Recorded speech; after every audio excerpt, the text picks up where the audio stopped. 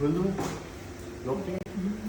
Assalomu alaykum aziz kuzatuvchilar. Biz mana lazer operatsiyalarimizni davom ettiryapmiz.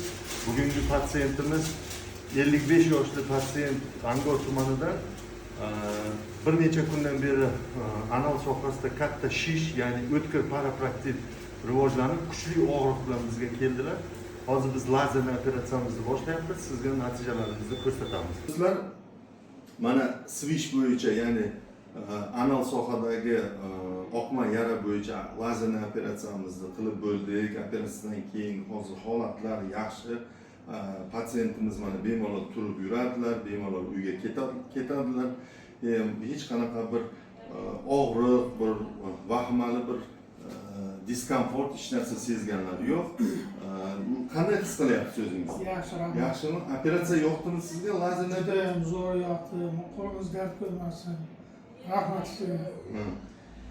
Hech qiyinchilik bo'lmadi. Qo'rqmasdan kelaveringlar. Aziz kuzatuvchilar, mana akamiz patsiyentimiz bizga bergan tavsiyalarimizga rioya qiladilar va sizlarga keyingi lazer operatsiyalarimizni natijalarini ko'rsatib boramiz. Bizning kanalimizdan